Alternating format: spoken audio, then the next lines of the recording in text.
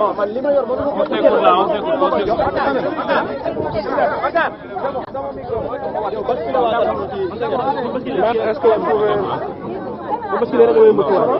que vous pouvez un peu revenir sur les temps de l'émission?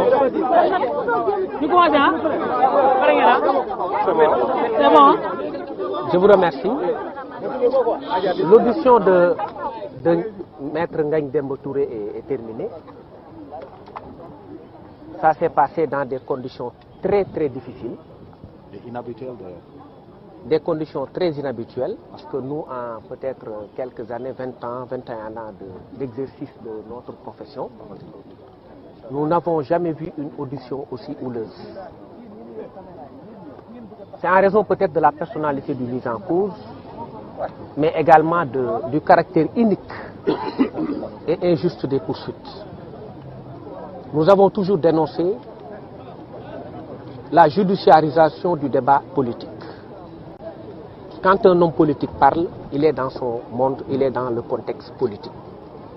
Malheureusement, depuis quelques années, on a assisté à une judiciarisation du débat politique. Le fait est que même quand on arrête des gens de cet acabit comme Maître Ngagne Demba Touré, on vous dit que ce ne sont pas des détenus politiques. Vous me permettez de répondre à Madame le garde des Sceaux, mon confrère Maître Aïssata Tall Sall, qui a déclaré que ce ne sont pas des détenus politiques. Les détenus politiques en procédure pénale sont les détenus qui le sont en vertu des articles 55 à 100 du Code pénal et 255 du Code pénal. Ce sont les infractions politiques. Ceux qui participent à des manifestations ayant causé des dommages aux propriétés et aux biens, des déclarations en rapport avec des activités politiques 255, article 80, tous ceux qui sont arrêtés en vertu de ces infractions-là, comme la plupart de tous ces gens-là, sont donc des détenus politiques. Quand on est détenu politique, c'est qu'on l'est en vertu des articles que j'ai nommés. Donc Ngagne Demba Touré est aujourd'hui devenu un détenu politique. Et il a ajouté à ce nombre impressionnant de détenus politiques l'acteur qu'il est principal du parti PASTEF. Aujourd'hui également, c'est un jour macabre, un jour triste pour la justice, un jour triste pour les hommes de droit, parce que nous avons été poignardés dans le dos. La famille judiciaire. La famille judiciaire est aujourd'hui aux abois. Elle est meurtrie. Parce qu'un membre essentiel de la famille judiciaire qui se trouve être un greffier a été placé sous mandat de dépôt par ce juge même qui l'a formé dans le cadre de l'exercice de son office de greffier. C'est pourquoi Ngagne Demba Touré a eu très mal après la décision de placement sous mandat de dépôt. Nous n'avions pas demandé à être au-delà ou au-dessus de la loi, ni en deçà de la loi. Nous voulions un traitement équilibré et à équidistance de toutes les parties.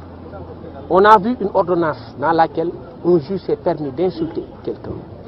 Dans le cadre de son ordonnance, le traitant de lâche. C'est grave. Nous avons estimé que ce n'était pas admissible.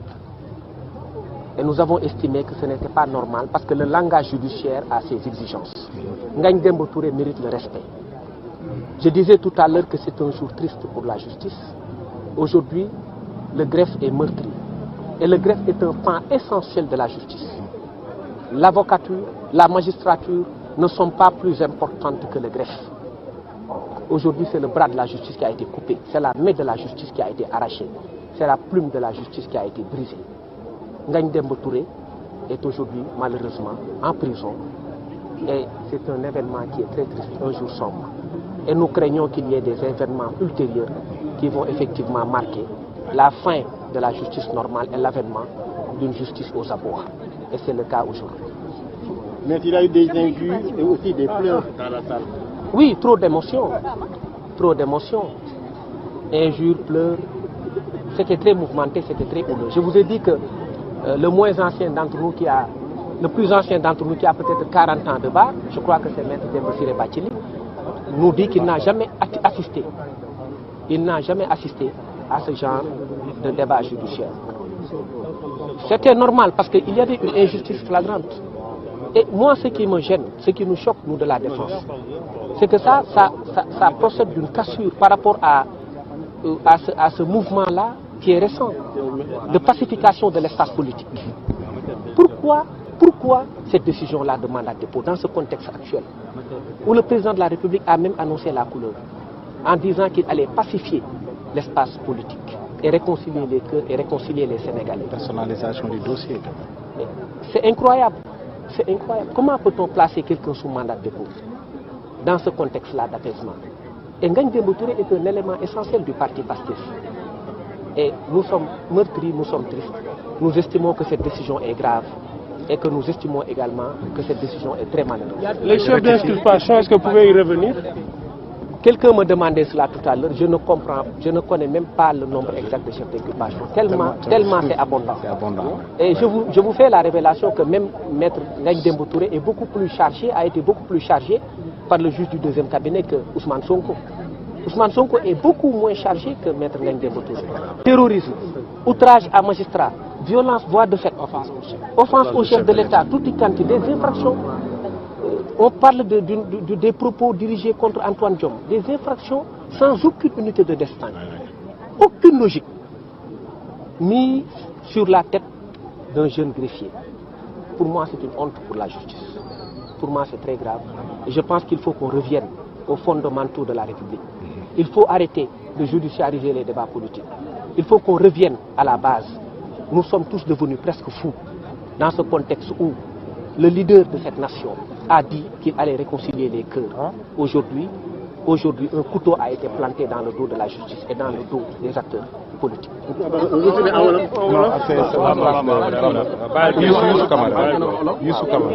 da ngeen may rek ma bàyyi keneen wax ci olof tënk ko ci li ma wax ci wax jërëjëf. Ahmed Camara, allez. Bonsoir, salam alaikum. Madame, ça va? Salam alaikum. Ngeen déglu waay.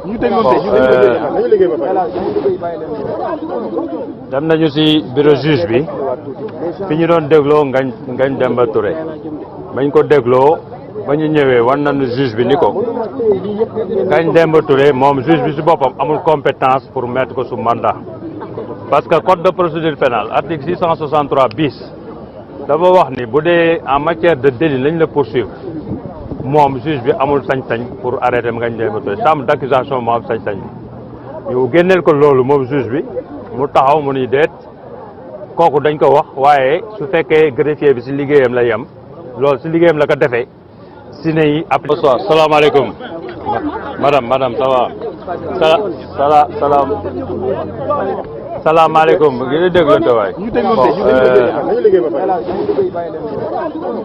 Dem nañu ci bureau juge bi fi ñu doon dégloo Ngagne Demba Touré bañ ko dégloo ba ñu ñëwee wan nañu juge bi ni ko Ngagne Demba Touré moom juge bi ci boppam amul compétence pour mettre ko sous mandat parce que code de procédure pénale article 663 bis dafa wax ni bu dee en matière de délit lañ la poursuivre moom juge bi amul sañ-sañ pour arrêter Ngagne Demba Touré chambre d'accusation moo am sañ-sañ bi ñu génneel ko loolu moom juge bi mu taxaw mu ni déet kooku dañ ko wax waaye su fekkee greffier bi ci liggéeyam la yem loolu ci liggéeyam la ko defee si ne yi appliqué article 663 te article 663 waxul loolu affaire crime la wax Ngagne Demba Touré da ngeen Bamba Cissé lu mu leen wax léegi charge yi ñu ko teguñu ko Ousmane Sonko teguñu ko Bassirou Diomaye Faye mosuñ gis charge yu mel nii lépp loo xalaat lu nekk ci code de procédure pénale pratiquement teg nañ ko waaw mais nag li ci raw mooy su amee ay incident c'est parce que également comme je dis juge bi moo matul mu matoon du am incident matadem moo tax parce que nit ki booy def sa liggéey da nga koy def ci li ko droit tërale amoo def sa liggéey droit def sa liggéey parce que da nga am benn inculpé bu nekk foofu nga foog ni yow yaa gën nekk Sénégal ba ngay saaga fii kenn gënul kenn ndey kenn gënul kenn bàyyi koo fi saaga mu delloo loolu. mais kenn moo saaga kan. du ñu dugg ci loolu mais dama leen wax yéen a wax loolu rek yéen a fi wax loolu ni am na ay incident ma wax leen incident yi foofu la yem mais pare nañu ci incident yi réglé nañu incident yi bañ ko réglé itam ku nekk xam nga léegi sa bopp foo taxaw donc tey loolu mooy problème bi mooy Ngagne Demba Touré deful dara lu dul nekk partisan nekk ci benn parti ñu dissoudre parti bi def na ay poste loolu lañ ko reproché problème politique nag ci tribune politique nañ koy réglé ci meeting nañ koy réglé ak ci ay télé kii de télé mais kenn du ko réglé ci justice amul benn moyen pour régler des problèmes politiques sama adversaire politique daf ma def lii tëj ko kooku boo ko defee da nga def li la neex rappelé nañu yooyu yëpp juge mais malheureusement malgré ça li ñu gën a heurté ñun mooy juge bi 45 minutes avant muy jël décision am na benn journal bu publié ni juge bi jël na décision ba placé na Ngagne Demba Touré en détention donc journal boobu xam na ñoom lu ñu xamul xam na li nga xam ni ñoom tëral nañ ko avant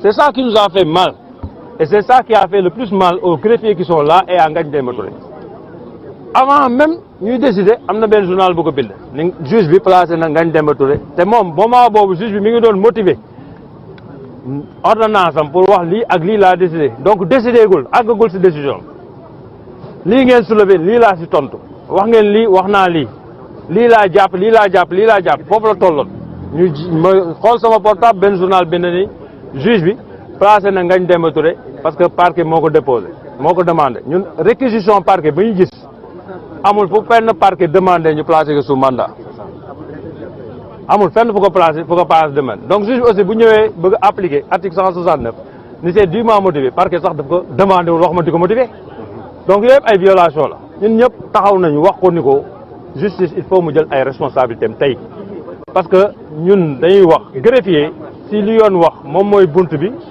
mooy buntu justice mooy buntu booy duggee mooy bint booy génne loolooy greffier ñun ñëpp nous sommes d'égale dignité muy avocat muy magistrat muy greffier te ñun ñoo bokk li ñuy passé ensemble duñ ko passé ak suñu famille greffier juge boobu nga gis am na greffier bu nekk si bureau bu ñëwee 8 heures ba peut-être 6 heures ñoom ñaar ñooy nekk te kooku bu demee si këram loolu du ko passé ak njabootam donc il faut qu'on se respecte respect boobu la greffier yi tey di exiger et ils ont parfaitement raison c'est-à-dire bu fekkee yoon daf leen may ak yelleef dañ ko war respecter fekkoon yoon dafa wax mën na ko placer kon tey greffier de juge mais yoon moo wax chambre d'accusation moo am droit placer que bu dee crime la moom crime ay crime la visé wul ay délit ay crime la délit waaw moo tax ñu ni ko yow juge amoo sax droit di ko jàpp amoo droit tey di ko mettre sous mandat donc loolu lañu suley moom mu répondre mu ni non non greffier bi fekkee li mu def daf ko def dans le cadre de son travail la immunité boobu am mais yoon waxul loolu yoon dafa ni bu dee crime bu dee délit moom si liggéeyam lu mu def si liggéeyam kenn mënu ko si poursuivre bu dee délit mais bu dee crime mooy acte terroriste yi ñuy wax crime mooy offense au chef de l'État yooyu yëpp ay crime la wax ay acte terroriste ak yooyu yëpp wax na ko donc loolu yëpp amul 663 bis du code de procédure pénale dafa leer naññi ci côté boobu donc loolu nag moo ñu metti tey ba ñu taxaw fii ñun tamit wax wane nañ ko suñu metti wan nañ ko wax kaas lañu wax nañ fu ñu yem greffier yi aussi c'est tout à fait normal ñu agir de la sorte parce que mënuñu nekk ñoom di rey seen bopp ci justice di def ay heures supplémentaires yi nga xam du leen ko fay lépp lu ñu leen teg ñu nangu ko ndax Sénégal avancé mais bu fekkee lii dafa am ñoom gisuñu seen bopp aussi dafa mel dañ leen beddi et c'est tout à fait normal donc loolu mooy tey suñu taxawaay mooy taxawaay greffier Maître Youssoufa Camara non li ñu dese mooy continuer xeex bi moom duñu ko bàyyi greffier daay xeex ñu daay xeex